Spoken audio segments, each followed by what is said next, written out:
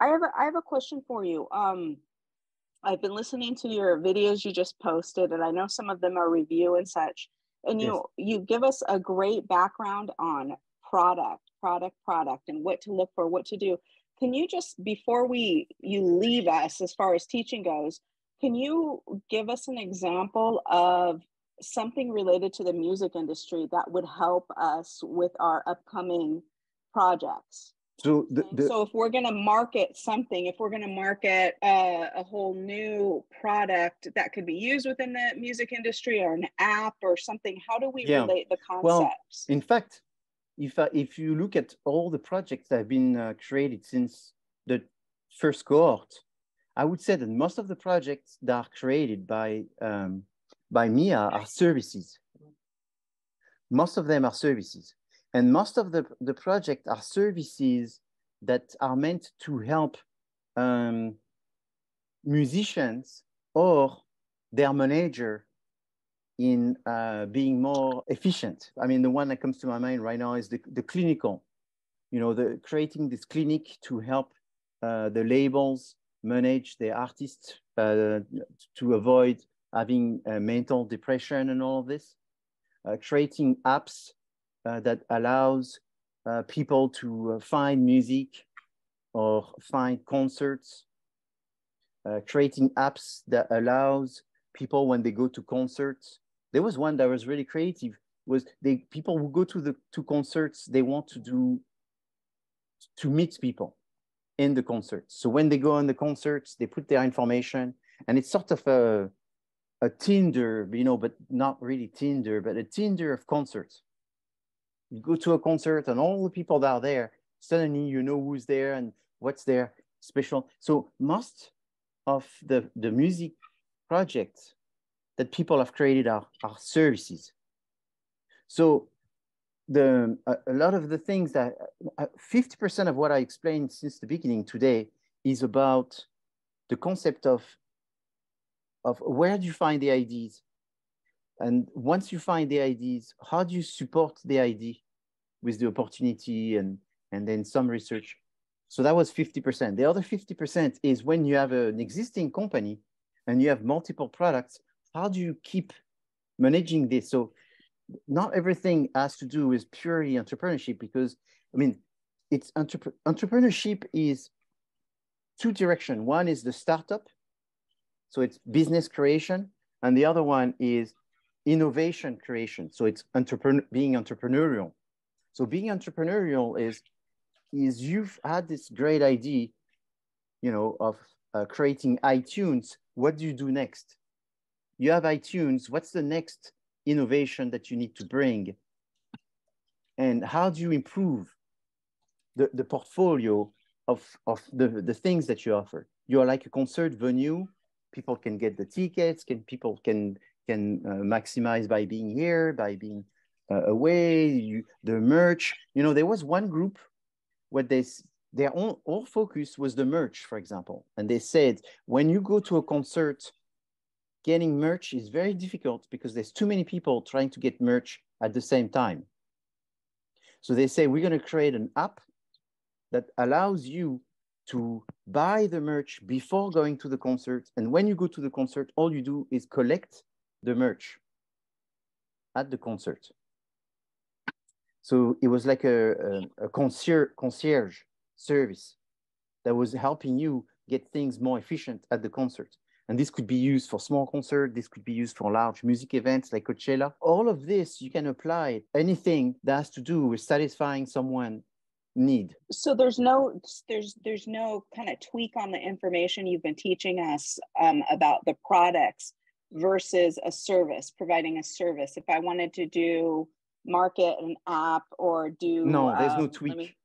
There's no tweaking. It's no. You can apply the concepts both ways. Yes, exactly. Okay, well, what happened as well is a product is a good, an idea, an organization, a person, a service, a location. A product is all of this. And so it's kind of weird to think that if you're a person, you're a product, but you are a product. If if you have a restaurant, you are a product, but you're a service and a good. If you are a concert venue, you are a service. but then you can also be a product because maybe you'll have a restaurant, maybe you'll have accommodation, maybe you'll have other type of merch, you have all kinds of things that you're managing. So everything is a product, you know. So the one thing that students have said after they graduate is and that's why you can ask Robert Teagarden or Mackenzie, is this class prepared them to do anything. So it's not like they are ready to go and just work in just the music industry. Is they have this like a sky view that allows them to go with the music industry or any other industry, but even better. And that's what I'm the proudest. And my experience, having done this 10 years, but also teaching normal standard MBA and all. And I'm teaching farmers right now, which is just a new group of people that I'm discovering their way of thinking. Is this allows you to actually be an innovator in that industry, because when you are in the music industry, you are able to have this creative mind that makes you like super fast in the other industries. In the other industries, the people are not as creative as the students I get in the Maya cohort, every course. And what happens is a lot of them are going to realize that this is useful for what they want to do and the music, and also be someone that goes into the music and doesn't have a blind side of the music, is they come with a pure business orientation of the music that allows them to be much more ready to work because they're going to think outside of the box. Got it. So, okay. So yeah, it's right. So I remember there was a student that was a cohort last year. The students wanted to do a golf practice. At the end of the class, at the end of May, he came to see me and says, you know, I would like you to help me because I'm doing a golf practice. It's like a video game golf practice. And then I say, you know, when I hear this from a MIA cohort, I say, oh, wow, you're not working in the music industry? Well, I also want to work in the music industry, but right now that's my project, is golfing and video games and all kinds of things that has to do with golf and all of this. And so he could do it. And he was using the slides in order to do his pitch deck. So it worked. So it gives you this flexibility that you're not just learning about music. It's the whole overview of business and how you apply it to the music. So that's why the entrepreneurship is, we want it to be related to music, but it's not about artist management. It's going to be, like I said, I don't know, there was one group, they were organizing drones, a service of drones for concerts. That was, I think, last year. And they were coming up with a system to offer drones that would go to a concert, and then you could use the drones and organize the drones to have different views, more views, and also people outside of the concert that could have views from the drones, select their drones, and all this kind of things. I knew nothing about drones, and we were all learning about the capacity of drones and the fact that they only had a short-term battery and all the logistic and software in order to manage this. I mean, it was very interesting. Sometimes the students, they go into things that seem simple, but it becomes very complicated. So you have to be careful. Try to pick the subject that it's the easiest one to do in 7 weeks. Don't try to, you know, listen to everyone and the ideas that they have. See how these ideas, you can convert them into opportunities, and then pick the simplest one. Don't try to pick the one that seems to be the most amazing, because that one usually will require 3 months, 4 months and all this, and then you'll be very stressful. Find something simple, and it's just us to go and connect with the music industry. Yes.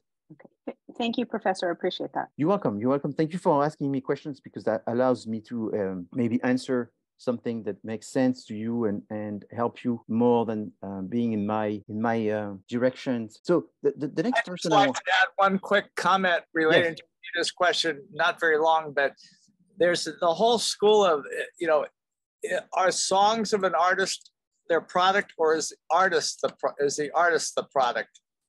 You know what I mean? Yeah, yes. So it's both. It's hard for an artist to change their stripes, although some do. Some change genre completely, and there is, you know, a history of that. Yes. But it's, once you're locked in with the kind of artist image and all that, it's hard to shake that, whether it's good or bad.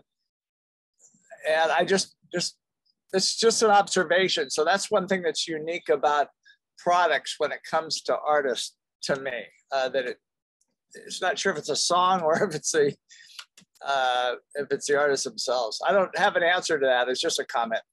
Yeah, yes.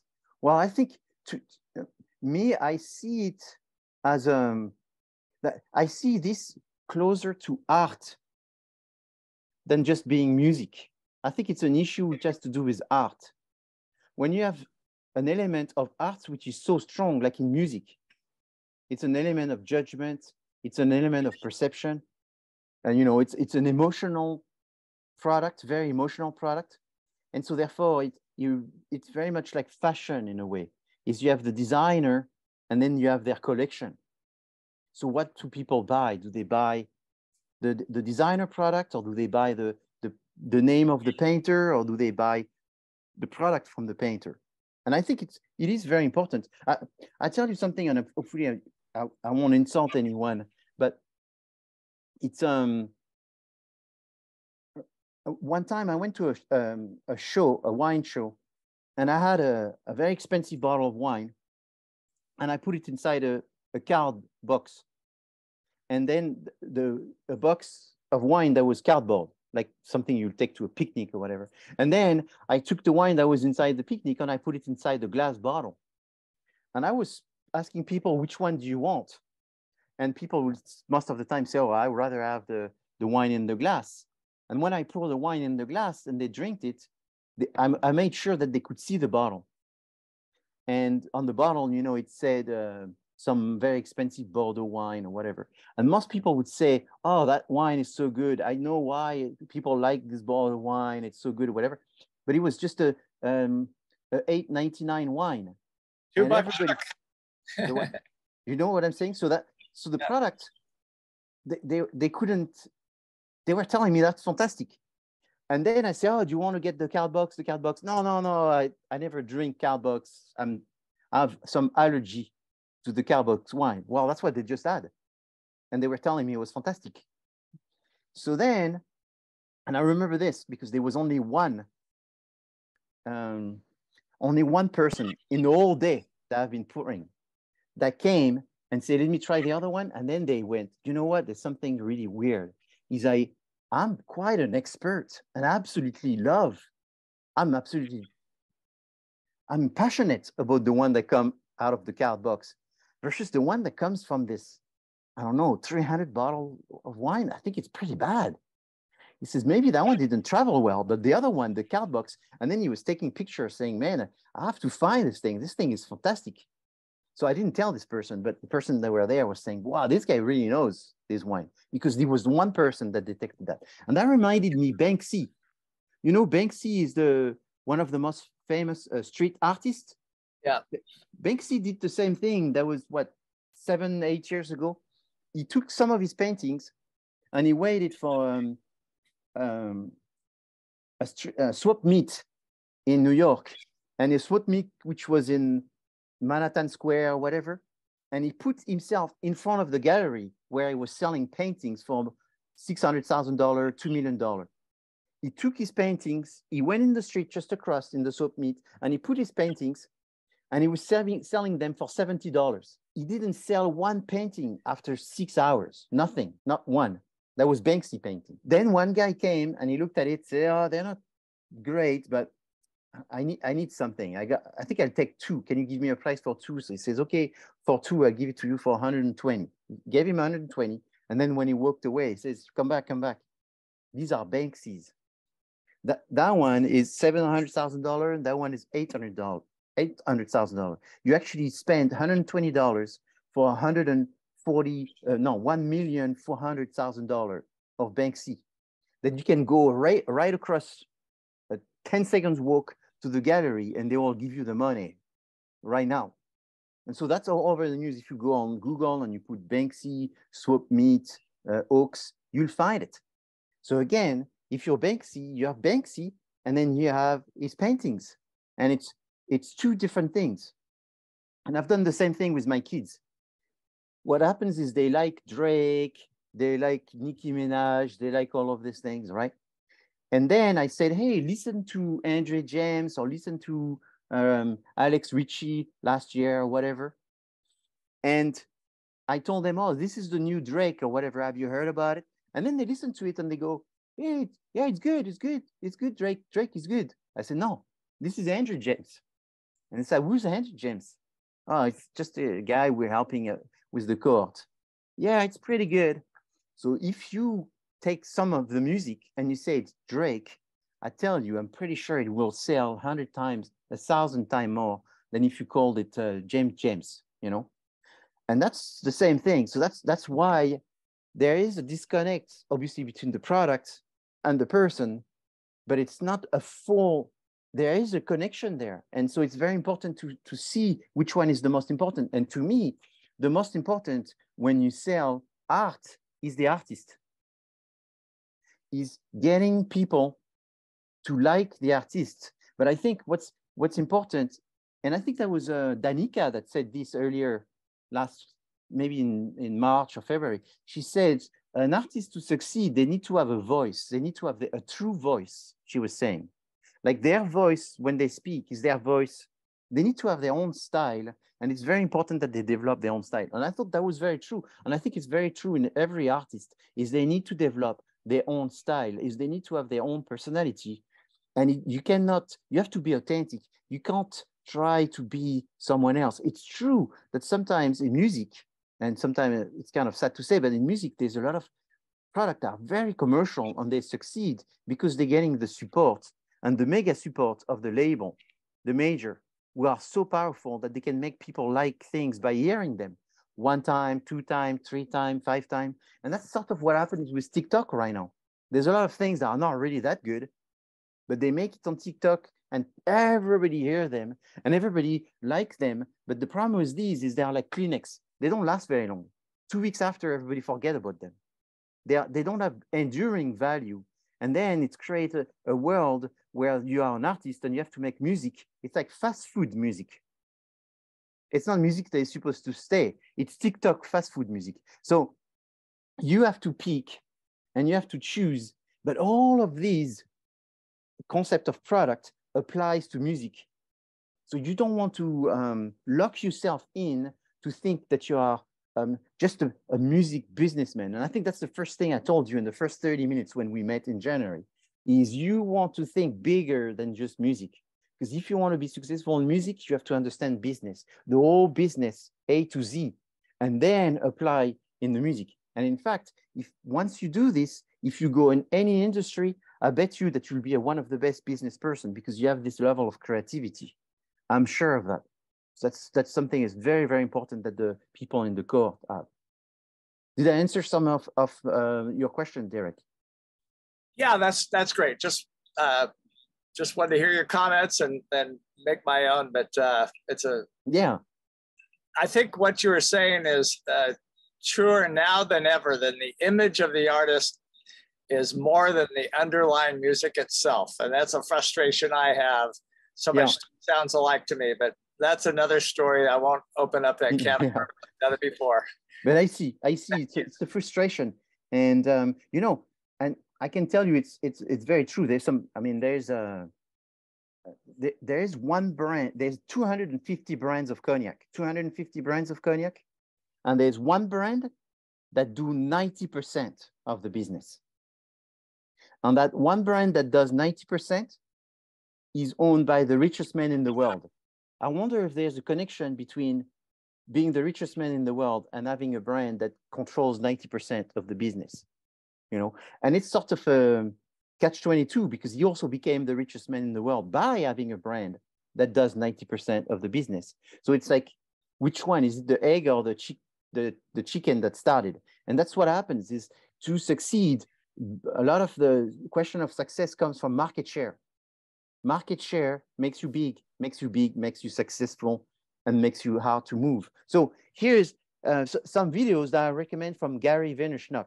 We talked about him the other day, and I think it was Decat, yes, that was saying that he really likes Gary V. So I have a few of videos that I thought, I mean, this guy's got, I don't know, 15,000 videos on the internet. There's so many that you're not going to know where to start. So instead of making it so complicated, I created 4. I picked 4 that I think are sort of good summaries of Gary Vaynerchuk. If you're not looking at this video, you'll be the last people on earth that don't look on this video. So I recommend that you do, because you don't want to be sort of left out. And this man that is right there, you know who he is? This is the CEO and creator of a company called Waze. Waze is an app that maybe you use, I don't know. W-A-Z-E. Waze app. It's like for directions. For direction. Yeah, and it tells you where is the police on the app. Tells you shortcuts too. Shortcuts. And you see, his t-shirt says, fall in love with the problem, not the solution. So you don't fall in love with the product.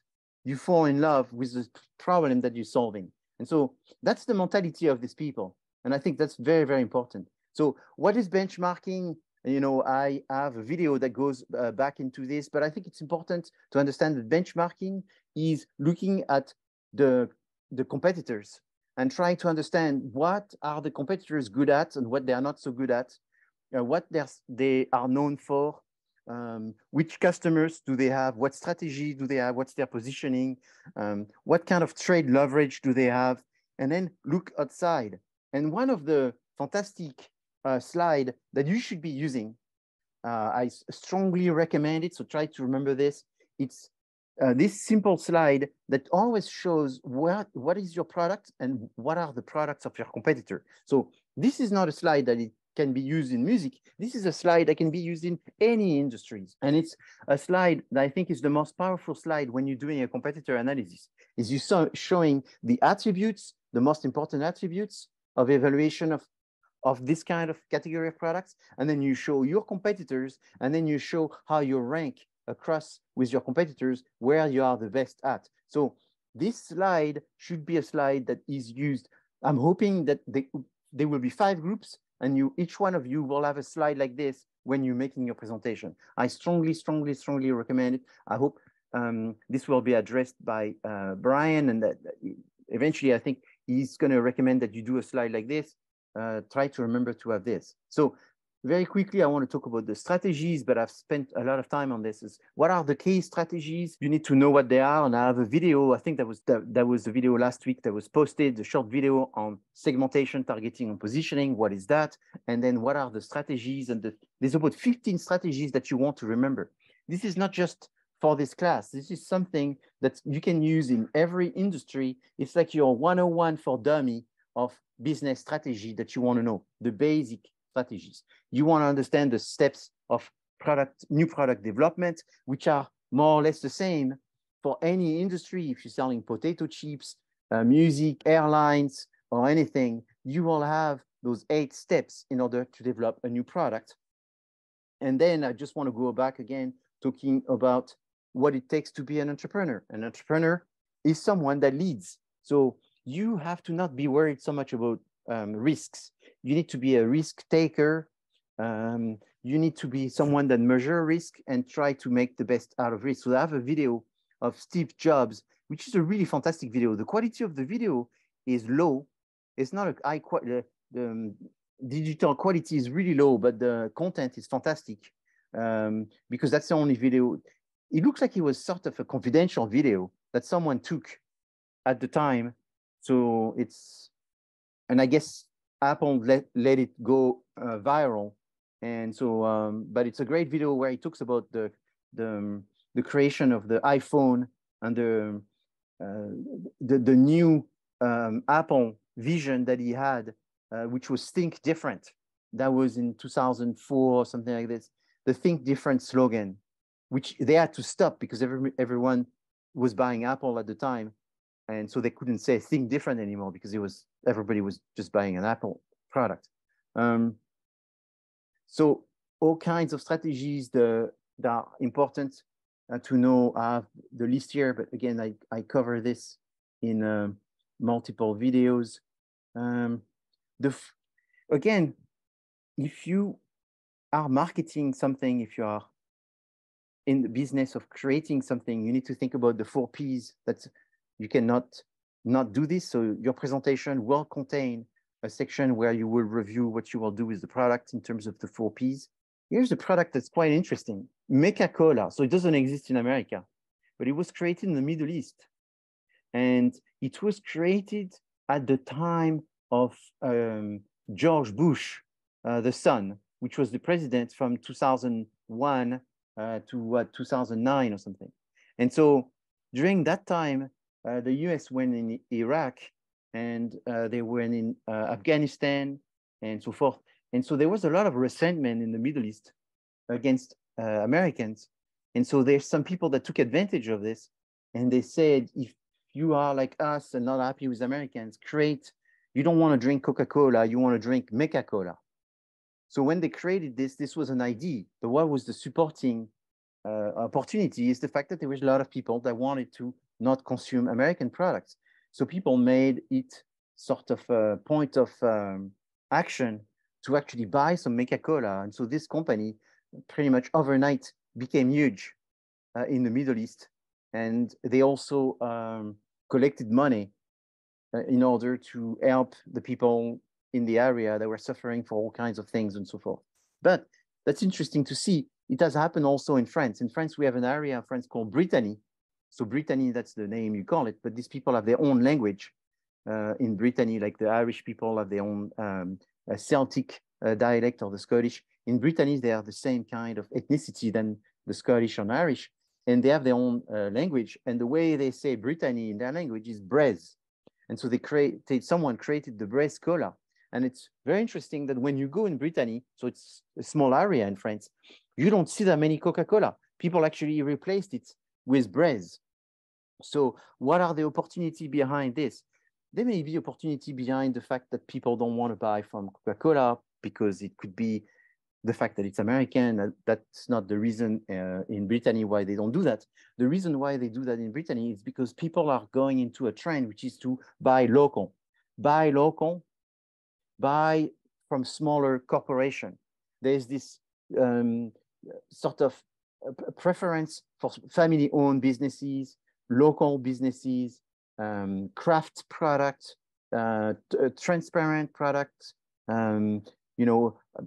employee-owned business type of thing. And so that's what this company did. This was created by some employees. It's partly owned by employee. It's a family who is the main owner. They are local, using local things, local producers, local this and all that. So people embrace that, and right away they say, yes, let's buy local.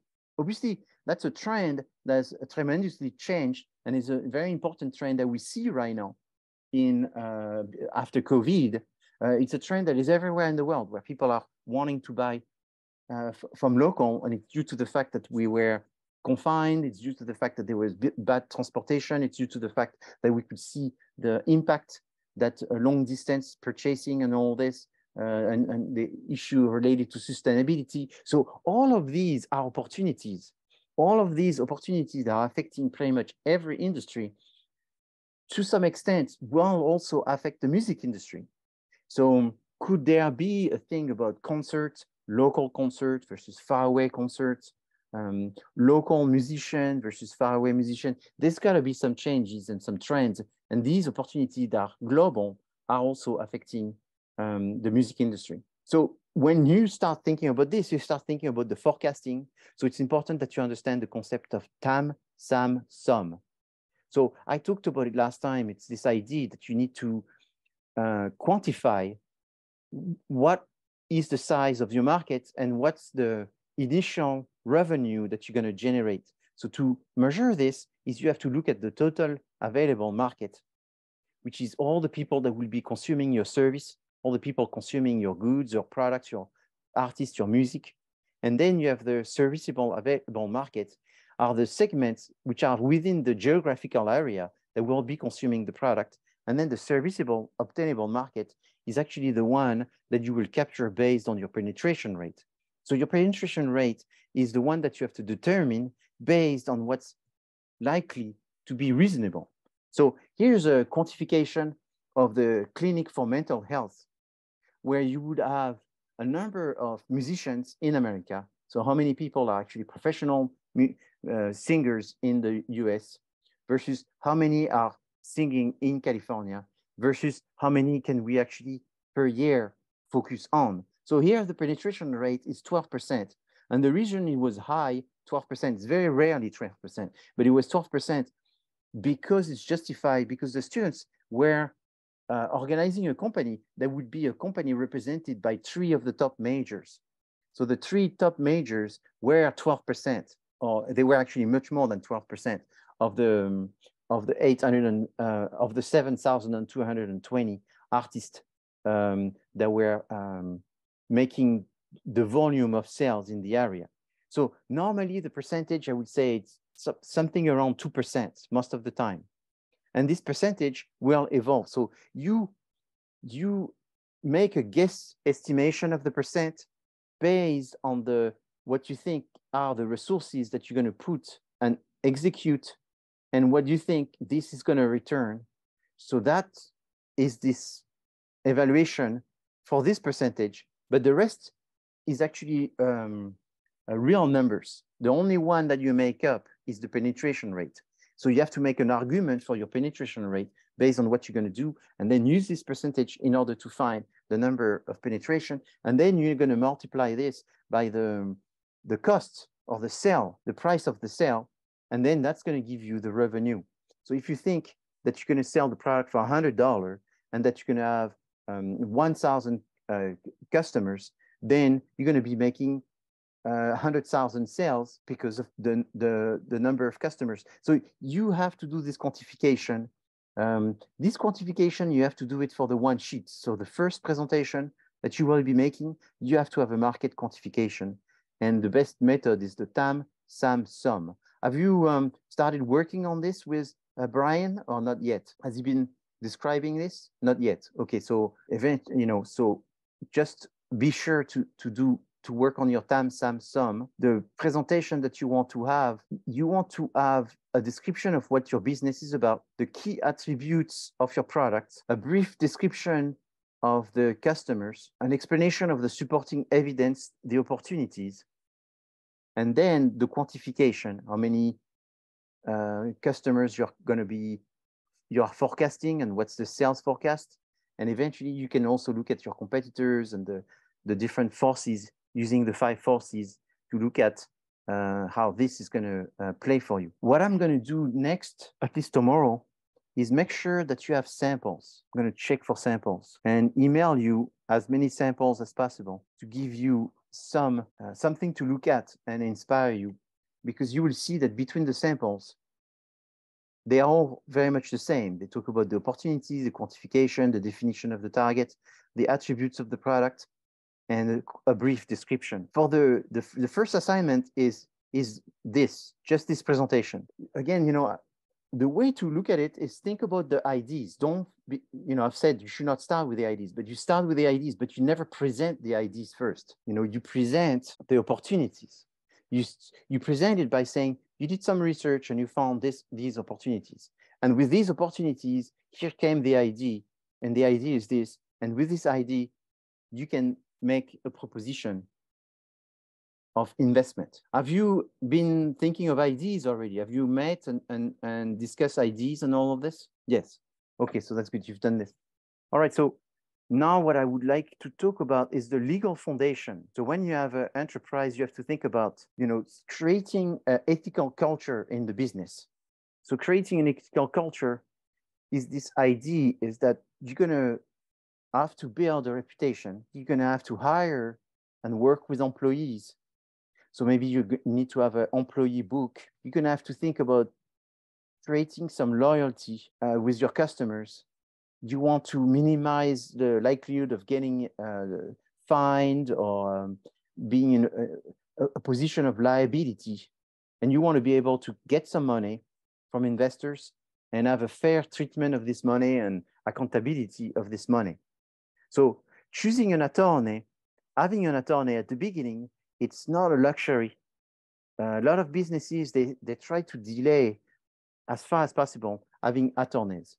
But it's important to have an attorney because you want someone that tell you the few things that you should have at the beginning, because it's very critical not to make mistakes. So you can have this startup, you're going to have to start thinking about what are the assets that you have. If you have a partner, you're going to have to start thinking about creating some kind of meeting of the mind documents, maybe partnership agreements. You're going to have to think about protecting yourself and making sure that everyone is covered. So drafting this agreement inside, you should have some information about who owns what. If the equity is broke down in 50-50, or if it's a different type of equity, if there's equity that is financial equity by someone putting an investment but not working, by someone working and also putting an investment, or maybe by someone only working and not putting investment, or maybe the investment is not financial, but it's someone is bringing some research, or bringing some trademark, or bringing some stocks, or bringing, in the case of an artist, if someone is already bringing some music, or someone is bringing some beats, or someone is bringing some pictures, or some connections, or some network. Sometimes the equity is also a negotiation by someone bringing some money and someone else bringing some network. I made the mistake like this at one time. When I was trying to go to work in China, I met this gentleman that was very powerful in China. He was obnoxious, but he was very smart. He gave me this opportunity to do a business with him where he would have 80% of the business and I would have 20%.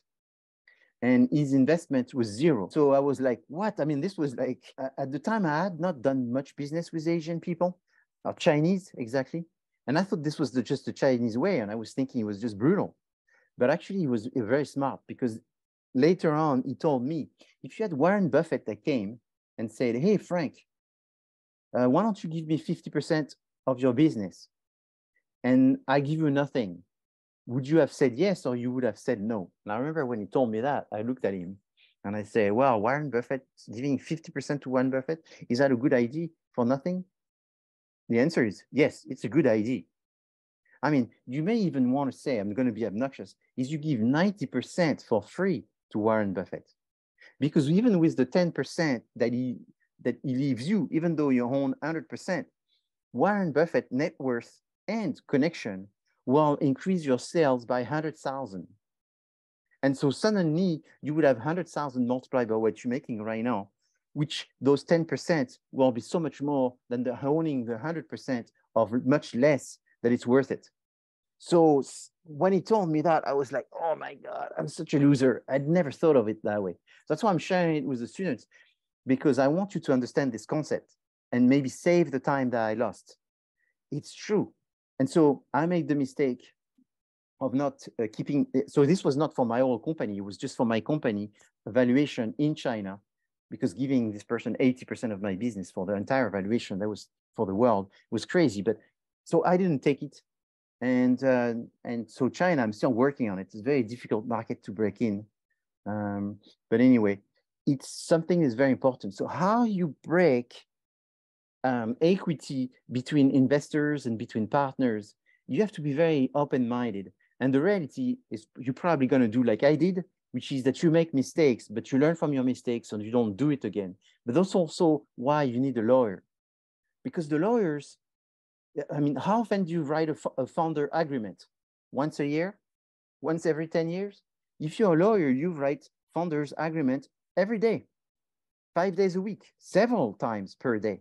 So these people have much more experience in writing it than we do, because we are into business. They are into writing agreements. So those people are going to be a better serving you than you trying to do it yourself. So in this agreement, you will talk about what's the nature of the business and what you're trying to do. So you make it very clear between all the parties. You identify the role and status and titles of the founders. That's also very important, because that's something that could come and become a problem down the road. You obviously want to work on the legal form of your business. And usually the lawyers, they like to help you with this, because they charge you sometimes a lot of money for doing that. So they're very happy to mention it, because that's another way for them to make money. Then they want to talk about the fact that you have some stock and how you pay for the stock and how you get compensated for the stock. They talk about the different intellectual properties inside the business, because sometimes, and that's what I usually do, is I create businesses which are the businesses that I operate, and then I create some other businesses which are businesses that own the intellectual property. That way I separate them. And the reason I separate them is because if things go bad with your business, you don't want the intellectual property to go down the drain with it. So I keep them separated, because if my business goes down for some of whatever reason, the trademark doesn't go down, and then I can start another business the next hour that my business went bankrupt. So I keep them separated so that way they are not part of the equity, and that way I protect. So, you know, that's another thing. It's some sort of good common sense and business acumen that you have to have by knowing how to protect yourself. So business law is something that you should learn, because that's something that is broader than music business. It's the whole concept about how you run your business in order to preserve yourself. Then you describe the initial investments, and also, and very complicated, is the buyback clause. You know, that's all.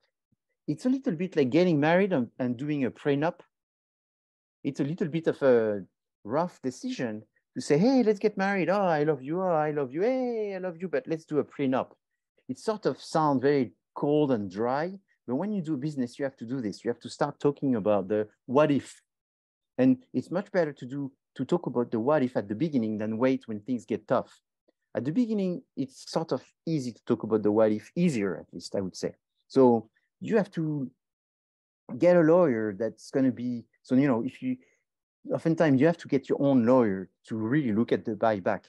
You don't want, I mean, you may have a lawyer that does this for the 2 or 3 partners, but eventually you also want to have a lawyer that looks at this for your own benefits, because that's how the law is. Is everybody is guilty or everybody is innocent, depending on the lawyer, because the lawyer will turn things in one way or another, pretty much. Avoiding legal disputes is super important. They happen very fast. You want to think always about the worst and not be a victim. And so by having lawyers is very important. So for example, I try to have several lawyers, one that I call the BB gun and one that I call the bazooka. And the reason I have that is because there's different things. There's simple things, and simple things you don't want to use the bazooka, because the bazooka is very expensive. There's a lawyer that's, you know, it's actually not a lawyer. It's an agency that has multiple lawyers with specificities inside. All they do is buyback agreements, versus the other one, all they do is business entity agreement. And so those big law firms are very expensive, because you have to pay for the whole structure and for the fact that they're ultra specialized. But because they're ultra specialized, you save a lot of time, because whenever you have a problem, they read it in 2 minutes, they understand what to do, and then they solve it. People make the mistake of selecting their lawyer based on their cost, their hourly cost. Oh, I'm going to go for a lawyer. One is $280 and the other one is $480. Oh, I'm going to take the 280. Well, you get what you pay for. And so you have to be very careful. What do you need this lawyer for? Do you need it for a very thick wall made of steel, or do you need it for a sand castle? If you need it for a sand castle, there you get the cheapest lawyer. And so that's an experience, again, of someone that's done it for a long time, for large quantities of money, and you just want to know in advance. And essentially what I just told you was very important, and the takeaway from it is, okay, so I need to have a lawyer, and I need to know about lawyers, the ones that are small and the ones that are big. If someone asks you right now, do you know a lawyer? Yes. Give me the name of 2 big lawyers and give me the name of 2 small lawyers. If you can answer this question, you can go and become an entrepreneur. If you can't answer this question, just wait that you have the name of these people before you start. Sometimes to do business, depending on what you're going to do, maybe if you organize a concert, you don't want to organize a concert. You may need a license in order to organize this concert.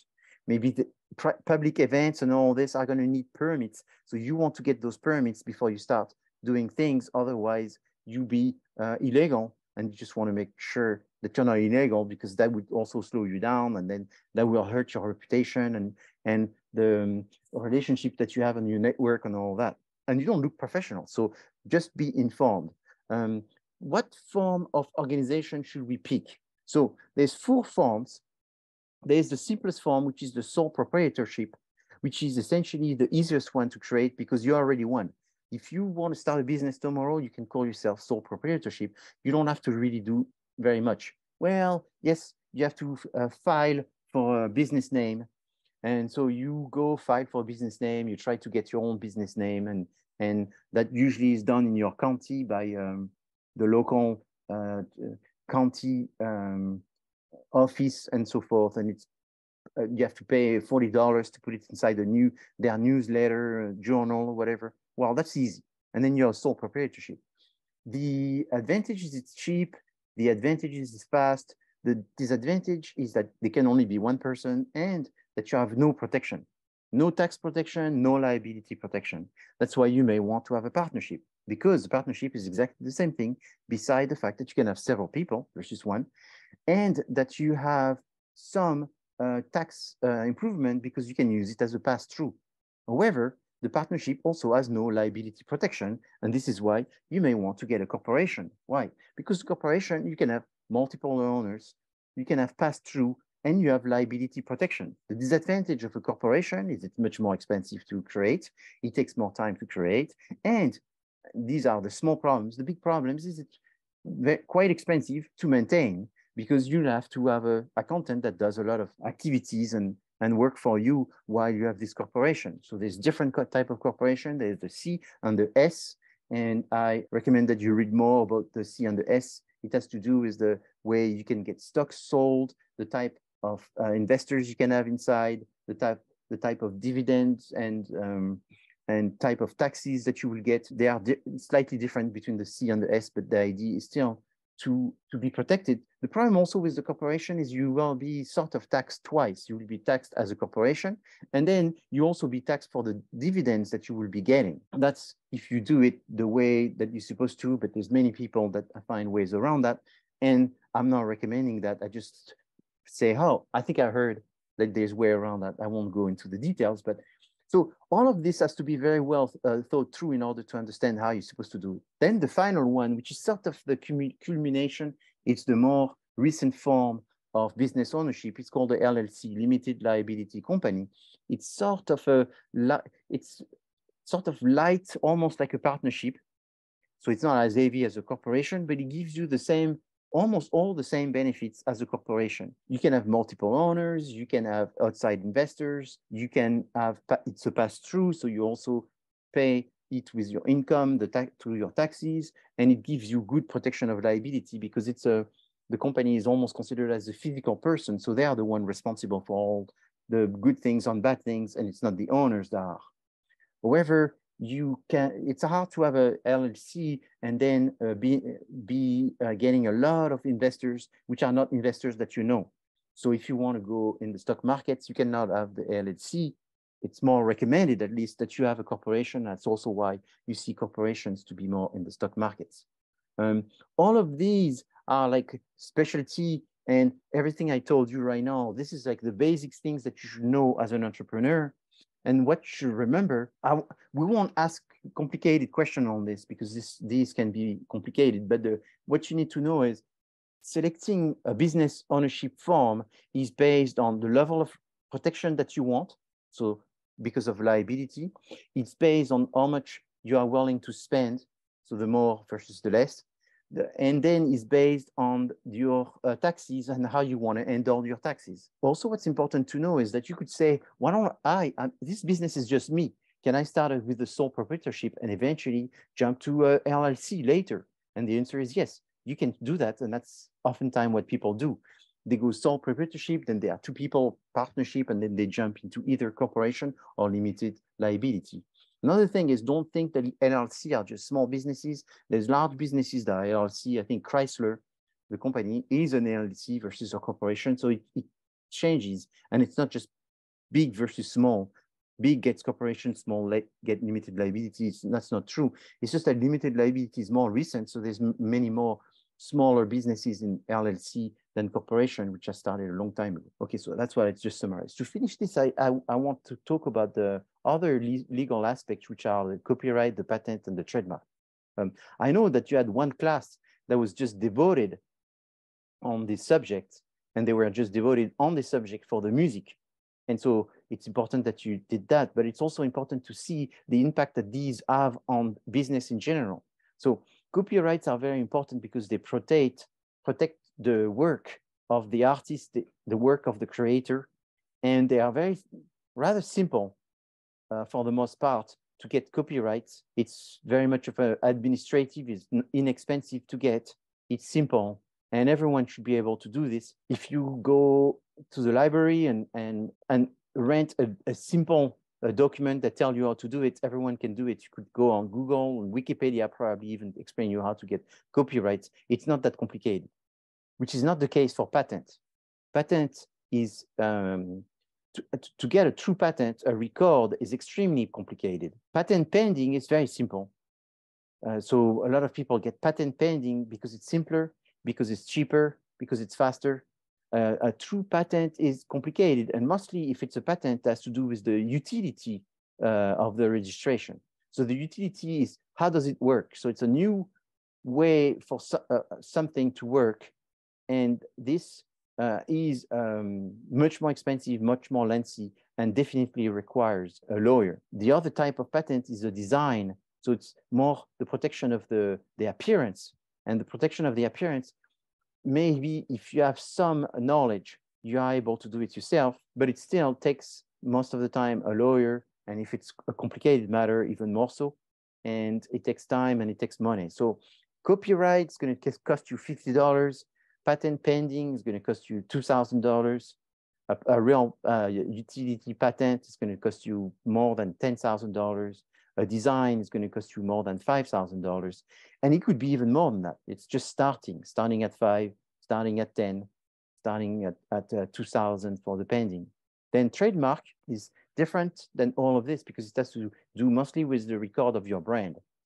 Your brand or the model of your brand. For example, my brand is recorded, my cognac brand is recorded. I mean, it's 203 years old. So it has been recorded for a long time. And it has to be renewed. So you have to renew every 10 years. The first time you get recorded, you have to renew after 8 years.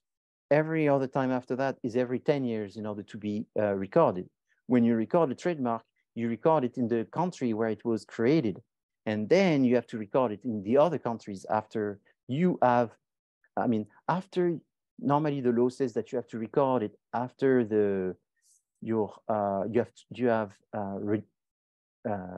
trademark has been registered or recorded. So it hasn't been accepted, but so it has been filed, sorry. So you file in America, for example, and then 2 days after it's filed and you have a file number, then you can start recording in other countries. Recording in other countries is very expensive. I would say it's even more expensive than recording in the United States. And so, but then once your brand is recorded and registered and it has a registration number, then it's easier. So the question is always, should I wait to get the registration approved or should I do it while it's pending? So when you see a brand with written TM, it's two things. Either that means it's pending or you put the TM in order to claim it. There's a situation where you maybe didn't get approved, but yet you want to get the protection of the trademark. The best trademark protection is not actually the registration, is the use. So a lot of people, what they do is a little bit like people have done with domain name. You remember this time where people were buying a lot of domain name, and once they had the domain name, they say, oh, it's mine. The law has changed in America. You can't buy a domain name. You have to use it. If you don't use the domain name, you lose the domain name. So there's some countries where you can buy domain name and you don't have to use. You are the owner of a domain name that you don't use. For example, China. So in China, you buy Ford.cn, you own Ford.cn, and Ford has to come to you and buy it. In America, if you bought Ford.com 20 years ago, you were the owner, then they changed the law, and then you have to give it to Ford because they are the owner of the trademark. I guess that's the more fair way because the trademark should not be the domain name, the trademark should be the trademark. So when you see TM, if someone is in the process or if someone is claiming it, owning a trademark and not using it, you can actually lose it. So getting a registration is not sufficient. I keep going with the concept of financing. So that's very interesting, is how do you finance this business? Okay, so you're going to try to finance this business because you are thinking about the cash flow. So the cash flow challenge is this idea that you have to have some money in order to start the business. There's some expenses. You don't start a business and make money. Most of the time is you have to do a lot of expenses before the business even starts. So you have to have a little bit of money to get started. Maybe you have to buy some raw material. Maybe you have to start paying for the lawyers, for the accountant, for the tax people, for the people that are going to create the business organization, for drafting these documents, for doing some research, for getting help, for all kinds of things. So you have to have some money to pay before you make some money. Then you have to have some capital investment, which is maybe at the beginning of your startup, but maybe later down the road, you need some money because right now you need to invest and it's becoming more and more expensive. And as becoming more and more expensive, you have to invest more and more to keep up with the industry and with the growth. Then there's the fact that there may be some times where things are also becoming more complicated because you have lengthy production and development cycles where it takes 1 or 2 years to develop a product. And during that time, you have to keep paying and you change your mind, you make some modification, and all of this time you need the money. So where do you find the money?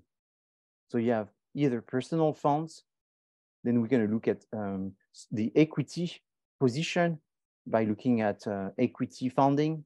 Then you have the debt financing, and then you can try to be creative and do it without having to give away too much. So personal funds is your savings, the money aside. Maybe your personal financing will come from machines that you have, existing goods that you have, existing copyrights and patents and trademarks that you have, and this becomes your investment in order to get started.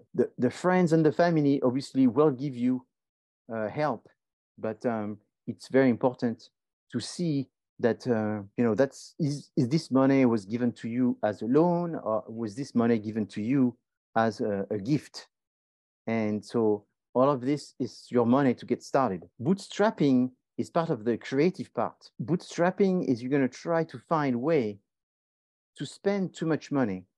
You're going to try to save as much as necessary by being thrifty and creative because you don't want to overspend, is you want to save your money. So I think I mentioned it. I had the students that came to see me at the end of class a few years ago. I was teaching a class, they were all engineers. And so these engineer students, they came, and it's funny because there's two that came at the end of the class. One came to tell me that he's discovering that in fact he doesn't want to be an engineer, he wants to be a marketing professor. Did I tell you about this? Oh yes, I told you, I don't know. So maybe I didn't tell you because that's kind of a cool story. This was 10 years ago. At the end of the class, the students one came and say, hey, I'm from Pakistan, and I came to see son to be an engineer and go back to Pakistan. But in fact, and that was the last class, he says, in fact, I don't want to be an engineer and I don't want to go back to Pakistan. And he said this, I want to be like you. I want to be a professor and teach marketing. I said, how are you going to do that? You're doing an engineer. You're an engineer now. How can you be a marketing professor? What this? He says, oh, this is great. I love this, the business side after this. And then he asked me what to do. So I told him, you have to probably become an assistant of some professor, maybe a tutor or something, a teaching assistant or whatever. And then he says, do you know if there's any position? And I said, I don't know any. So then I went to my department, and a week after, my chair was saying, oh, we need a teaching assistant. Do you know anyone? And then I said, well, I know this gentleman. He actually told me he was very interested. So I gave the name, and eventually he became my teaching assistant. That was 10 years ago. After this, he did more and more hours, and eventually he became a part-timer professor. And eventually, 2 years ago, he became a full-timer in my college. And this is something that I just discovered. because I manage the Wells Fargo Center, which is a center that looks at all the business project, entrepreneurship project. And I do a prize every year for the professor that teach the most in the College of Business. I call it the Clydesdale. And so I ask every department to tell me who is the faculty that teach the most. And so we have 350 teachers. And the one that won this year, 2023, is actually Sean, the student that was an engineer student in my class. He actually won #1 teacher in the College of Business. And so I was like, wow, isn't that amazing? I mean, life is a funny cycle. It takes 10 years, it doesn't happen overnight. But these students that came at the end of my class 10 years ago that told me he wanted not to go back to Pakistan, but be a teacher like me, who I gave a hand. And it's funny because today he sent me a letter. He sent me a letter today. Look at this, is true story. You see, that's Sean. He sent me this today. I am pleased to nominate Professor Frank Vigneron for the 2023 Distinguished Teaching Award. I worked with Professor Vigneron for several semesters as a teaching assistant while I completed the MBA. Later, I decided to take the course with Professor Vigneron, and anyway, that's what I was trying to tell you. And that was 2 days. He actually nominated me as the best teacher in the College of Business. So why am I showing you that? It's because life is like a circle, you know? It's like this guy that was my engineer MBA marketing students, then wanted to become a teacher. It's like, and at that time, there was another student that came to see me at the end of the class, and he says, oh, you know, I want to become a business person. And I have this idea to create an app that helps people parking. So that was 10 years ago. There was no such an app. And I said, oh, that's good. It says, you look on the app, you say where you're going, and it tells you where there's places, and it helps you to park. So that's a brilliant idea. But he says, I don't know how to make money with this. Yeah, I say, I don't know. And then we talked, and then he says, I have another idea. People are buying solar panel, and they don't know where to buy solar panel. So I want to create this app and this website, like an eBay app, that helps them get solar panel. So then I helped the students, and eventually what he did is he created this business called Pick My Solar. So I said, oh, Pick My Solar is a good idea. You're going to be able to help people find someone that can install solar panel. So I just go back here. And so I said, but you need some money and all of this. And then he came back another day. He says, oh, I found a grant. Oh, $250,000 grant from the city of Los Angeles, helping startups. I said, hey, that would be great. And he said, okay, here's the grant. Here's the application. Can you help me and all of this? I said, yes, I'll help you. So then I looked at his pitch deck. I changed the pitch deck, all of this. He applied. Then I forgot about him. Then 4 months, 5 months after, he comes back, he says, you won't believe it. I won the grant, $250,000. I said, great, that's it, you're on business now. So he had $250,000, but that was what happened, is when you have $250,000, you think you have a lot of money. But then he started advertising and hiring people, you know, and then 4 months after, he had no more money. What happened? Where's the $250,000? So then he was broke. And then he came back to see me and he said, you know what, it's funny. I thought I had it. I had the money. I had the ID. The city of LA loved it. What should I do? What should I do? And I said, well, you sort of screwed everything. And then he went away. And then 2 weeks after, his son started creating a collaboration with LACI, Los Angeles Center for Innovation, something like this. And then they call me and they say, oh, we started on campus. We've got one building and it's empty. We're looking for businesses to do incubation, to invest in student businesses that would come and go in this building. 50% will belong to the students and 50% will belong to CSUN. And we will pay for the room, we'll pay for the help. And then professor will come and give them some tips. Do you know any business? And then I say, well, I know Pick My Solar. They hired them. So then I gave them the name, then they came and went into the incubation at CSUN. And now they have like 200 employees, Pick My Solar. Now this student comes on campus and he's a VIP talking about entrepreneurship and how to start your business and how to bootstrap and not lose 250,000 spending it on things that you don't need. So that's why I tell you this. Things happen very fast, and sometimes it's visualizing yourself. I mean, I had the same experience with other professor people that sort of, you don't know. So you have to be curious, and bootstrapping is very important. Don't buy and rent. Don't buy and borrow. Don't buy and lease. If you buy, those things, they change and then you have to pay. Try to collaborate. Try to share. Try to coordinate purchases with other businesses. Don't spend, think twice, avoid spending. Don't hire people, hire interns. Limit how many people you hire. Try to belong to a chamber of commerce. People don't do this anymore, but that's a big mistake. Go to the chamber of commerce, belong to one of them. Make some connections, exchange. Maybe you're good at something, you're good at Instagram, but you're bad at, I don't know, YouTube. So you just exchange, barter with people, buy from discount places. I mean, go to Alibaba. I mean, work with Fiverr. There's so many people I say that I work with Fiverr and they think I'm crazy. No, if you know what you want, you get the help from the people. The Fiverr people is just phenomenal. I told someone a month ago to work with Fiverr, and I was speaking to this person on Monday, and they're working with them, and they say it's great. They're getting their website done. They're getting their logo done. Work with Fiverr.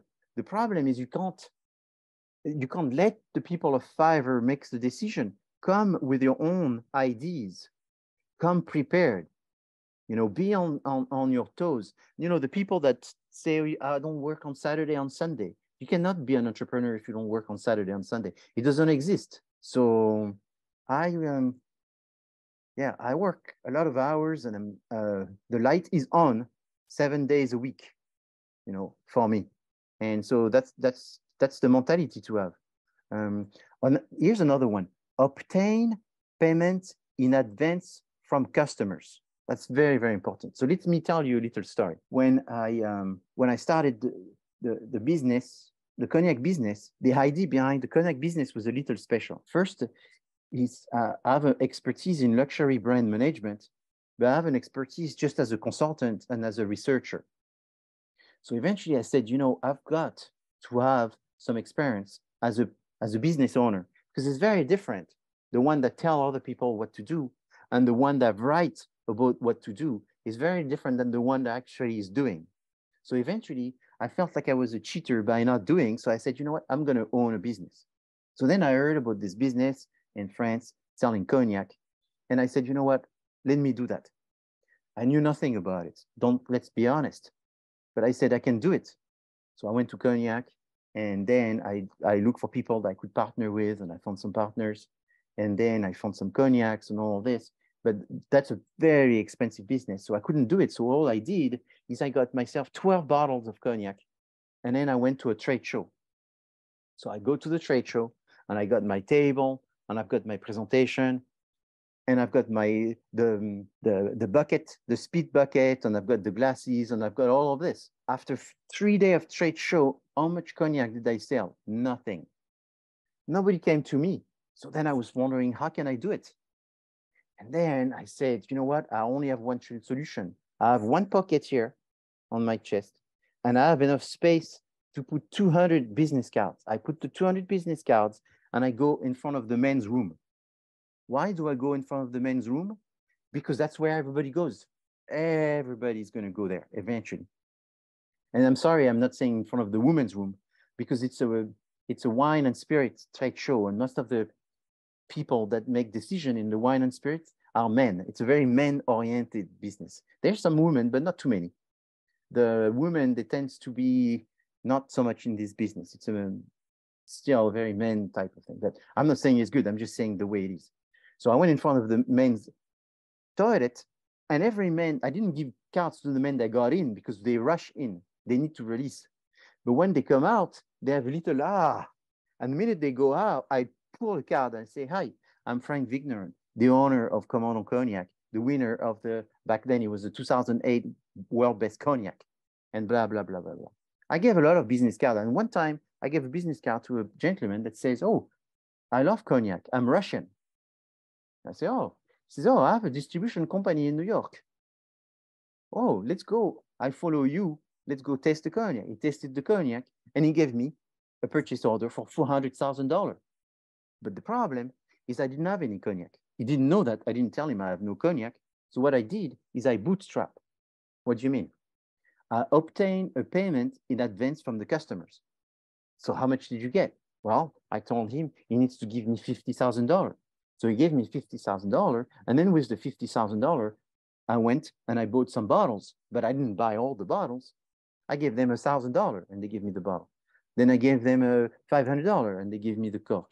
And then I gave them $500 and I got the paper. And then I took the paper, I got it printed, I got the packaging, and I just bootstrapped the whole thing. And then before shipping, I asked for more money. So then I could pay everybody and start making a little stock. So that's how I started the business, by bootstrapping, which meant that I had my customers be the bank. My customers was the bank by paying in advance some portion that I was using as the deposit also to pay my suppliers with a delay. And obviously, you know, there was always a little delay and I was extremely late at the beginning to pay back my suppliers. But eventually I paid them, and because they were paid, they give me another chance and they give me another chance and another chance. And now it's almost 20 years. So that's what bootstrapping means. Bootstrapping means that you don't need to sell equity. Bootstrapping means that you don't need to be rich. Bootstrapping means that you don't need to go to the bank and have a loan. And then that's also another type of pressure, is you can find ways to go cheaper and find ways to find the money. Eventually, I also had investors because the business started growing, and that's a different ball game. But determine how much money do you need, determining the type of financing that is the most appropriate. You know, it's like, yeah, if I give equity, they give me money, but how do you determine the equity? You see this in Shark Tank all the time. The people come and say, give me $100,000 for 10%. But then they say, but your revenue is $100,000. How come is your company is worth $1 million, $100,000 for 10%? That means the company is worth $1 million. However, your sales, you're telling us, is $126,000 a year. So your company is worth what? How do you determine it's worth $1 million? Oh, it's worth $1 million because I did the TAM-SAM sum, and the TAM-SAM sum says that the potential is $6 million. Well, yeah, on paper, but the reality speaks louder. And the reality is you're selling just a little bit over 100,000. So 10% to me looks more like 10, maybe 20,000, but not 100. You hear the shark say this almost at every episode. And that's exactly what they're talking about. So you have to identify really what your business is worth. So my perception of what the business is worth is also the number of clients that you have, not so much sometimes the sales that you're making, the number of clients, also the time it would take for someone to get the company to the point where it is right now. What do you mean? Well, for example, in America, you have 50 states. To have a product sold in 50 states, that takes a long time, a very long time. So you could be sold in 50 states, which means that you have a channel of distribution. And that will take years, more than 10 years for most businesses. Maybe at the end, you're only making $1 million. You sold in 50 states and you only make $1 million. That's not very good, but you have the channel of distribution. Even someone that is big and with a lot of money, it take 3-4 years to be sold in all of these states. So they have it done instantly. That's got to be worth something. So what's important is when you look at the valuation. So right now, if you take Google and you put business valuation, you're going to see that it's mostly based on sales, you know, like revenue, and they talk a little bit on number of clients and a little bit on brand equity. But the thing is, most people don't know how to evaluate brand equity. It's very difficult. But there's also the time it takes to build a business, because at the end of the day, most people live 90 years, right? And so if something takes 10 years, that's 15% of your life, and 15%, that's a big chunk. That's worth something. And so that's how you also have to sell yourself. And I don't know if there's even one person understanding what I'm saying now, but I'm going to stop at this. This is very important. Valuation is complicated. If you buy a book of valuation, I will look inside and tell you all the pieces that is missing, because I've done it many times. And why I've done it many times so well is because I didn't have the money. So I was very good at giving a compelling argument about the valuation of my businesses because I had to. So I was really defending it very, very, very well. Equity funding, that you're going to sell a portion of your stocks. Debt funding means that you're going to get a loan. So two types. But before I talk about this, let me talk about talking to investors. So you have two types of stages. And you have more than two types of stages, but the two primary type of stages when you talk to an investor is what I call the elevator pitch and the 5-minute pitch. So the elevator pitch is also named the fast pitch, the investor pitch. It can be 45 seconds. It can be up to 2 minutes. You don't want it to be more than 2 minutes because then it's not an elevator pitch. An elevator pitch is about the elevator. When you have an elevator pitch, you're not trying to get money. You're trying to get a business card. You're trying to get a phone number, a cell phone number, right? You're trying to get an appointment. So you are in the elevator. That's sort of the image. And the image says, this person is there. You see this person and you need to pitch it. I've done it many times, many times. And I think I have one that I'm waiting to have confirmation if it's Thursday or Friday this week of elevator pitch. So actually I did the elevator pitch. It was successful. Now I'm waiting for the follow-up. But I do it all the time. I'm constantly looking for investors. I'm constantly looking for growing my business because like right now, I'm looking for someone that can help me grow with another product. I'm trying to work in the vodka industry. So I'm trying to find an investor for my vodka business. And so it's the vodka business is very expensive because the more you buy, the cheaper the price, and the cheaper the price, the more you can pay for celebrity to be in the business with you. So it's a different ballgame. My cognac, I don't need celebrity. I have probably I won 3-time world best cognac maker. And I won this after 2 years in being in the business the first time. And I won 3 times. I'm making cognacs now for various celebrity in the USA. I was doing nothing before 2008. So the method that I'm teaching you is you can use it. I'm selling Swiss watches as well. And so those Swiss watches, I knew nothing about it. It's all the same. The other day I was speaking to someone. I say, maybe I'm going to do a song and see if I can do it the same with the song. It's the same. You just need to understand the system and then try to come up with a product that will go in the system and will be differentiated that people see it. It's constantly looking for this, but you need investors because it takes money to make money. One thing you need to work on is your one sentence. So you have to have your one sentence. What's your business? 1 sentence. What's your business? 60 seconds. What's your business? 5 minutes. You have to be able to produce those 3 things. So the one sentence is, it's something that does 2, so you can 3. Here's an example of a project that I did for a water company. And this water company, we created a name. We called it NEW, new, nutritionally enriched water. And it was enriched with calcium. And this is the true things. We did this before vitamin water.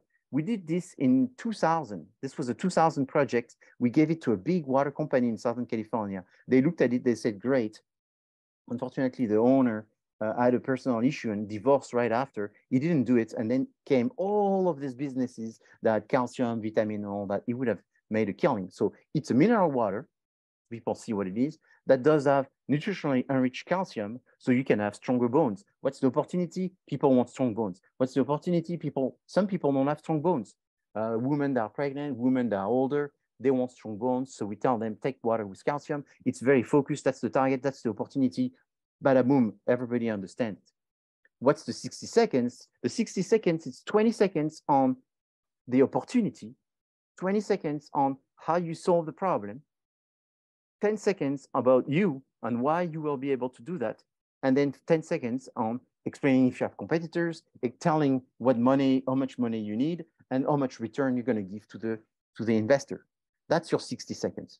I'm actually doing investor pitch. I started in 2007. It's the Wells Fargo Center investor pitch. I've done it. I'm one of the oldest in California doing this. Now, CSUN is doing it. Everybody is doing it. And it's a great event. It's the first week of May. And so I've done it. It's the 16th year, I think, or 16th year teaching students. So I'm teaching my farmer students. to compete. So I had 34 farming students, and I have 3 that I selected, and I'm teaching them every week to present to investors. There are actually 3 women at the end. And then I'm training them to go to a national competition where they're going to be looking for at least $100,000 to get from this. So they're only going to get $1,000 from my center, but they are preparing for a bigger competition where they're going to get more than $100,000. So look around. There's a lot of competition for this. Training yourself. Shark Tank is sort of the game of this. And one time I pitched this, the same thing as you right now. And when I pitched it, and this is a true story, look at this. I pitched it, and there was Brian McKenzie and Robert Teagarden. They were cohort 1, and they heard me say that. And then they came at the end of the class, and they say, hey, we love your pitching competition thing. Sounds really good. We hear you doing it. Could we be part of it? And I say, well, that's kind of a good idea. You want to be part of it? They say, oh, yeah, we think it's great. So they came, they pitched, and they actually won. And at the end, they say, you know, professor, we think you have a wonderful job. We want to be professors like you. Can you help us? Boom, 2 new people. Now they're part of the program. So that's what I'm trying to tell you. When you go around and you inspire people, then they get excited and they go, you know what? This is cool. I'm a Maya student. I want to do it. Do it. Go. Take advantage. You know, the people who succeed are the ones that put themselves in uncomfortable position. If you are comfortable right now, you're not trying hard. Start feeling uncomfortable and life becomes really fun. So the investor pitch deck, what do you have in there? You have a cover sheet. Actually, you know what? This is your, I'm giving you the template for your final presentation in May here. So you have your cover plate. Then you explain what's your team. It's looking a little bit like the Andre James, but it's not exactly the same because you're not solving someone's problem. You're presenting to an investor. What are the market opportunities? Define a market size. Who are the customers? What are the market problems and current solutions? What needs you filling in? What problem you're solving? Be in love with the problem, not so much the solution. It's like, oh, there's problems. Great. I'm going to have a fun day. Your solution. So that's 5 slides. So what is the gap? Are you filling the gap? What are your competitive advantages? Then what's your business model? The business model is how you're going to be making money. What are the processes? Where do you make the most money, least money, not so much money now, more money later? What's your business model? Then the market approach and strategy. What are the expenses? What strategy you choose? What are the points which are difficult? How do you grow your business? And then eventually the financial projections. And this is your break-even analysis, mostly talking about the profits, the revenue, the number of products being sold, the return on investment. And then finally is how much money you're asking for how much return you're offering. And if eventually you close with questions, contacts, and maybe a little summary, a little take away from why you think this is a great investment. Now, let's look at people who give you money. There's 3 groups of equity funding people. So remember, you have the equity funding and you have the loan financing. So this is just the equity. And in the equity, you have 3. The loan, that's the bank. So here we have 3. So you have the venture capitalists, the business angels, and then the stock market. The business angels, there are many of them. There's thousands of business angels. They are individuals that have money and they want to invest it, and they're looking for places where they can invest. They tend to be people with experience, people who are entrepreneurs themselves, and what they see is people that are frustrated with the stock market. Because the stock market, you put your money, but you don't know what these people are doing. It goes up, it goes down. And eventually you start feeling like, oh, this is rigged. It's very hard to know what is going on. So you're looking to invest in a business where you have more of a human situation. And also you want to be able to be at the very beginning. It's like Bitcoin. Should you buy Bitcoin in 2015 or should you buy Bitcoin in 2023? Well, 2015 was much better because you could buy it for $1. And if you spend $200, it's not the end of the world if you lose $200. But if the $200 are multiplied by 20,000, suddenly that's a lot. 200 times 20,000, that's a lot of money. So you want it to be there at the beginning. And so those business angels, that's what they think. I'm okay to lose $20,000 because I'm going to put $20,000 in something that could turn into 150. So let me be at the beginning. Let me be face to face with this business owner and see if there's a return. So it's a very human, a warm. You're feeling the warmth of the people in the room by being a business angels. They don't make generally big investments, but there are some that make large investments as well. But I'm not saying nobody give you more than 100,000, but most, I would say 95% of the time, it's less than 100,000. They are looking for a large return, and they're looking for a quick return. What's kind of nice is in Los Angeles, you're right in the center of the biggest concentration of angel investors and three of the biggest group, because oftentimes those angel investors, they join an organization, because what happens is as an angel investors, you may go and look for the businesses yourself, but that's very time consuming. You're better off joining the Tech Coast Angel, the Maverick, or the Pasadena Angels, because they are the one that are like magnets attracting all the businesses. They are like the Shark Tanks, if you want. So they are like you are a small business and you say, I need to get a business angels. How do I do that? Well, why don't you contact these people? You contact them and they say, oh, on Saturday from 10 to 12, we have 6 people pitching. You want to come and pitch? Yeah, I'll come and pitch. So you go there, you go in a room. They usually use like university hall or whatever. And then you come and you pitch and everybody hears your 60 seconds.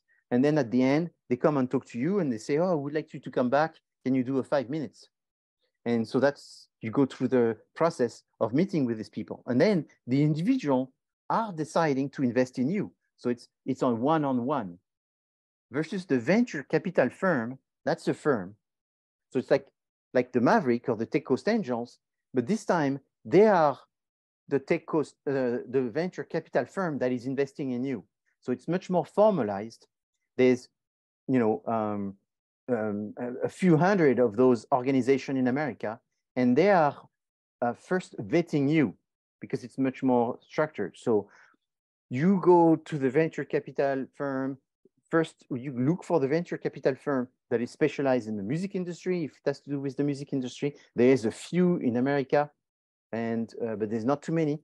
And then they will look for the music project that you have, because their members are people that know about the music project. And then you go, they like your ID, then they invite you, but before you come back, they train you to do the 60 seconds because they want to be at least good to a certain standard. If your 60 seconds is good, then you come back, you do the 60 seconds, then you do the 2 minutes, then you do 5 minutes, 20 minutes, and then you go through stages, phase 1, phase 2, phase 3, and then you get vetted and invested in by the venture capital that decides to take money from the group to invest in you. So that's a group. The thing with the venture capital is that there are different stages, and the big issue is that they're very specialized. So a lot of the venture capital firm in America tend to be in new technology. So it's like new technology, consumer goods, new technology, health, new technology, home appliances or whatever. So it's very specialized, and there's a lot of new technology type of firms. So you are inventing a new air dryer or whatever, then you will go for a special venture capital firm that specializes in this. That's why, what you would do is, if you have an innovation of a new air dryer, is you would design the new air dryer as it's designed. Before you show it to people, you will get a patent pending, so that gives you a low level protection. Then if you have the money, you will get a patent, but you will want to get the patent fast or in the process of the patent. And at that time, you will look for investors. Most of the time, in that situation, what you would do is try to sell the project, not make the money from creating a company that's going to make the air dryer, but sell the project to a company that makes home, beauty care product or whatever, for them to buy the project. And then, it's what's fun in entrepreneurship, I think, is to not see it. You don't want to look at entrepreneurship as getting married. You get married, you don't say, oh, that's this person is really good for my first marriage. And I'm going to get this out of this person and then piggyback and get someone else and all this. You don't do this for marriage. But entrepreneurship, that's the way you see it. You see it as stepstones. You know, almost like buying a house or an apartment. That's your first apartment. You're going to do home improvements to sell it, to get a better one, to get a better house, to get two, to invest in two. So it's like this kind of mentality you need to have in entrepreneurship. So entrepreneurship, it's fun because it's the concept of serial entrepreneurship. Is doing it one time, two time, learning from the various things. And by doing entrepreneurship in different industry, it makes you better in the industry where you want to be because you learn about other ways of going about it. So that's what I think is very, very important, is learning across various industries. And that's an article that talks about a lot of the things I've just talked about right now, the art of valuation versus the science of valuation. And so it's true that there's an element of art because there's a lot of things that are very hard to evaluate and you have to come up with a valuation. And so a lot of times what you do is you produce, you know, a lot of valuation, a lot of elements that gives value to what you are. You know, for example, I have my mom who's selling her car right now. So that was a car that she bought when she came to America, but she doesn't live here anymore. So I ended up with one. She has a very nice car that she wants to sell. So instead of selling that car just as it is, I'm trying to find all kinds of elements that are very good about the car. So it's like, and it's white. White is people's favorite color. Oh yeah, that's true. And it has leather inside. People like luxury car with leather. Oh yeah, that's true. And it's cream leather. That's the favorite color of leather. Oh yeah, that's true. And you know, and so by having so many attributes, suddenly that car, I'm able to negotiate a little bit better for the sale than just saying it's a whatever model this from that year with this mileage.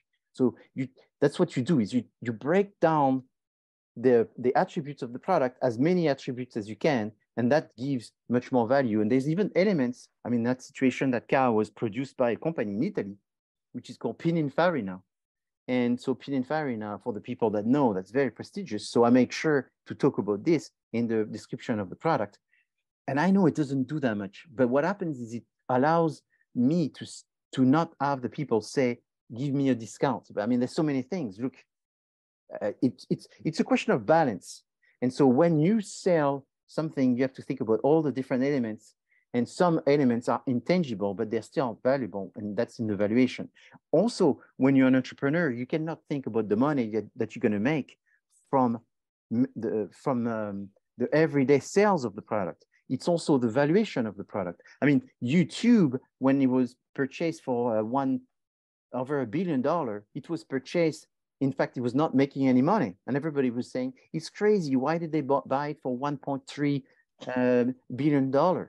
Well, because it was valuable, much more valuable. And a lot of people right now are saying that it was actually too cheap when they bought it for that price, because now we are realizing the impact it has had on people's life. So there's quite a few businesses that you have to think about the day you're making money as the day where you're selling the product, and not as you're running this. And sometimes you have to have the stamina in order to do this.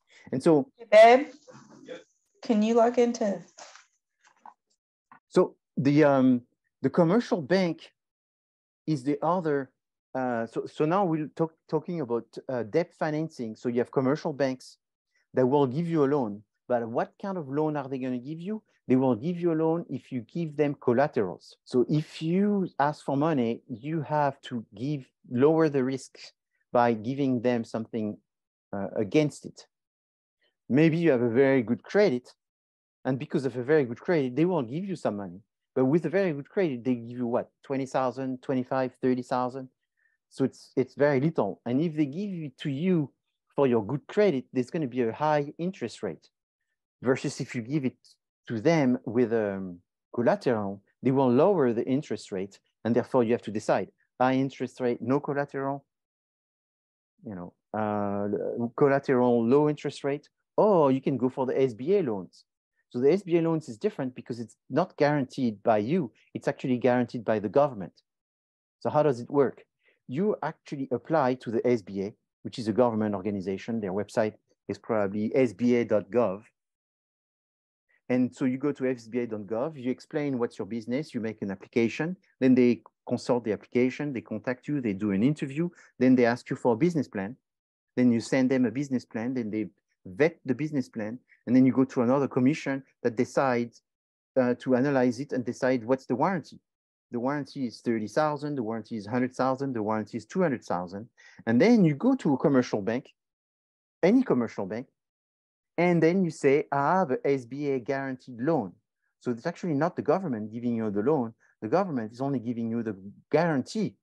They are paying the collateral, which means that if you don't pay, they pay for you. Now my last slide is another individual that I think I mentioned in the class. It is Dan Pena, which is this alumni from CSUN, which is essentially a celebrity entrepreneur and an influencer entrepreneur in social media and everywhere. And he happens to be an alumni from CSUN. There's many videos of him. I mean, we're talking thousands of videos of him. He's followed by millions of people. And I thought it would be cool to mention this because we don't have too many people at CSUN that are followed by millions of people, but he's one of them. And most of the CSUN students don't know about him, which is kind of sad.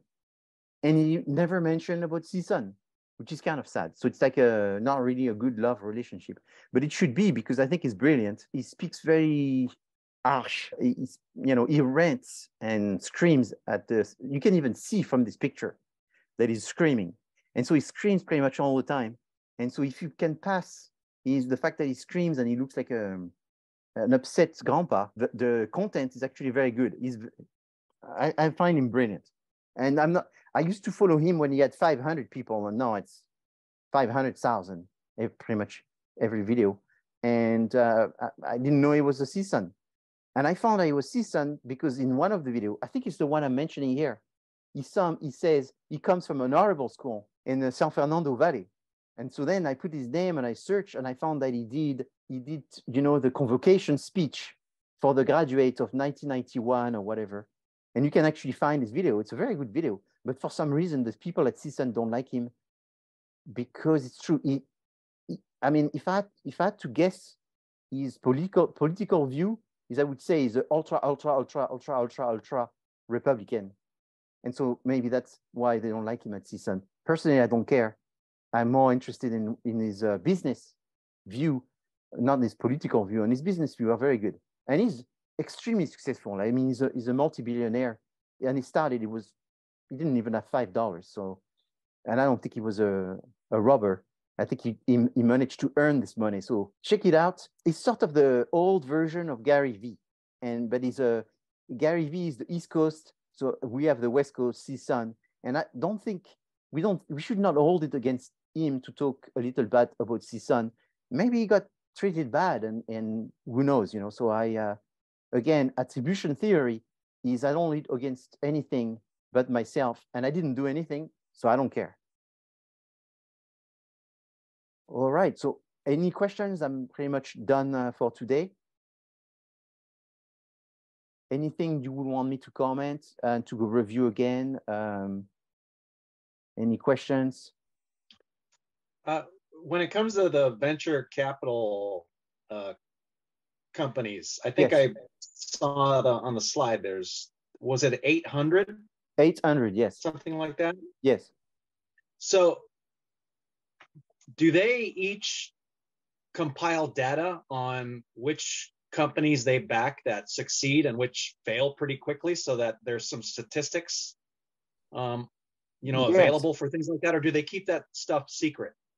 Well, I've seen information because there's one for example that only accept women, so they are very they very much say statistics about how many women they help and how many Asian women and minority women, young women, old women. So they give a lot of statistics. But there's some other venture capital company that just don't give any information. There's some that are very small and very private. and how to even approach, and some that are much more mass, you know, so there's a real variety. It's interesting because, you know, we're in the graduate project. My group Yes. is working with a company that is venture capital funded. And because of that, and because they do have the product, but they're in an experimental market phase where which direction should they go selling this device? And so I don't want to say that the people there are casual, because they're not. They're very passionate about what they do, but they're not in a hurry to make any sales.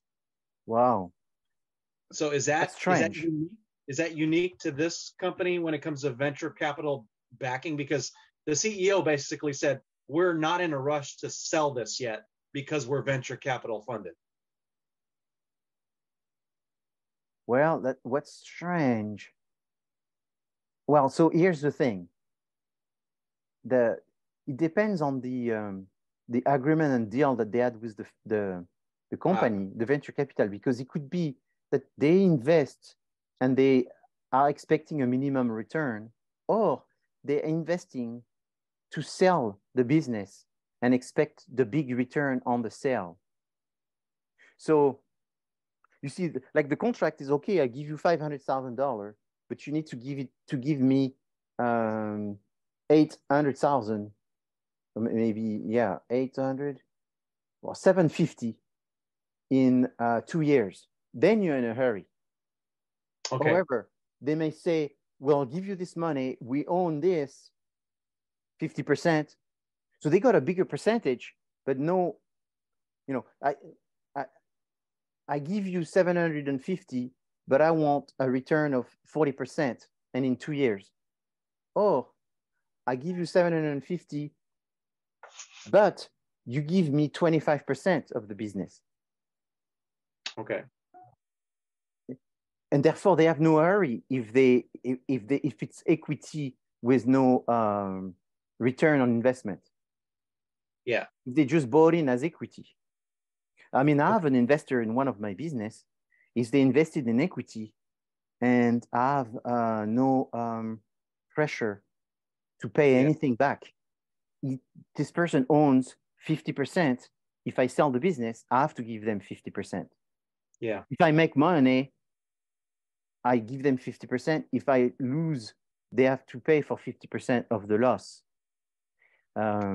This person is a very big investor, and I'm like a dot in his game, a small thing in his game, but he's investing a lot in that industry. And so it's a long-term investment. It doesn't worry. But, you know, so these, I have to tell you, these are pretty good because I sleep at night. And I'm not in a stress because of that one. But the one, when there is a return and you have to produce the return, then it's stressful, because if the company doesn't do the return, I have to sell something, or I have to get a mortgage, a mortgage to be taken out of the mortgage to pay. And that's super stressful. I mean, my wife would be pulling my hair, right? So that gives a lot of stress. So I prefer to give bigger equity. The reason also I gave a big equity is because this person is a multi-billionaire, and I was hoping that he was going to come in and say, let me help you, but it doesn't help at all. And so I'm sort of surprised. It's like, whoa, zero help. It's like, I thought he was going to network and do all of this. I'm doing everything. I just got the money, which is nice, but no help. So that's kind of a bummer. Mike, every time you get money, there's always a minus, to be honest. Something just always, you know, there's no free lunch, I've noticed. It's always a string attached. Of course. So, I got a question of Mike. Yes. Mike, you're involved with the company that has a sound monitor stuff that's embedded in physical objects, right? Well, that's kind of it. It doesn't have to be embedded, but one direction is to embed it into a resonating chair. Yeah. But it has many different directions it can go. And I think the unique thing is they want to know which direction to proceed initially so that they don't get pigeonholed. So I'm just surprised because they have a payroll, they have employees, they have engineers they're paying, they're flying here, there, everywhere. So that's money just going out. Yeah, And that's always surprising. And to me, it's always surprising. Yeah. But, Because like you said, there's billionaires out there that if this is just a little fun project, yeah, and that people will pour money into anything if they like the idea and they like the people behind it. Yes, and also, there's sometimes a tax issue where they they don't mind. Yeah, it's a write-off. Yeah. I need you guys to lose money from me. Yeah, you lose money from here, then you make some money, then I'll sell you quickly, then I lose with something else. And yeah, that's true. I mean, I've heard it straight for someone that was looking for businesses just to have money lost in order. So it's happened. There's also money laundering. Well, yeah, it's well. What happened is it's maybe not laundering, but it's postponement of tax to be paid. Because if you lose money here, you don't pay the tax there, but then you want that one to make money, but then you'll have to lose with another one. So what you do is you just defer the payment by having losses that keeps one takes over the other, and then you keep losing and losing and losing. And so that's why doing this is very important, because it opens your eyes to the reality and to understanding that sometimes you're just a piece in a big game, and understanding the role that you're supposed to play. And they need entrepreneurs because they need people to take this role of leadership.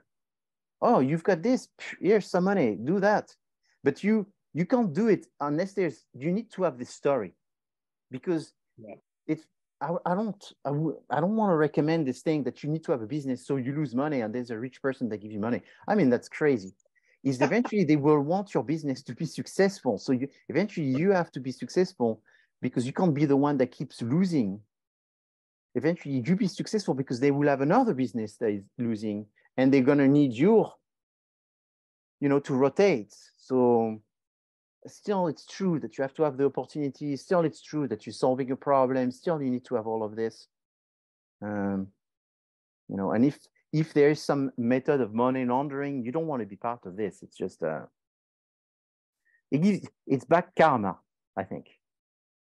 It's bad karma. You got to want to do things because there's some truth behind and there's some reality. So, any other questions? I was just going to make the comment that I got the impression that the technology that Mike's group's working on is so revolutionary that they're going to maybe they want to make such a huge splash that they're waiting till they have a bunch of products they can hit the world with simultaneously that just blows people's minds, and they can sell their whole intellectual property and their company in one big fell swoop, rather than taking a chance on one product that may or may not make it. I don't know. I don't know anything about it. But that's kind of it's true. Impression I had. No, that sounds very true, and that sounds very reasonable to think what you're saying, because you wouldn't want to just come and it's one thing. Because the problem also is if you're trying to sell it and people say, so what does your thing do? Oh, it's a chair that resonates. Okay, so what's the big deal? It's just one product. Versus if you say, we have all of this product line and all of this product line for those different applications, for those different customers, we have all of this and all that. Suddenly, you look like you have barrier to entry that you don't really have any, but you have at least much more than just having one. And therefore, it makes it more difficult for anyone to come after. It's more compelling for selling that business as well. So Derek, I totally agree with you. It may be that they're just taking their time to build it up.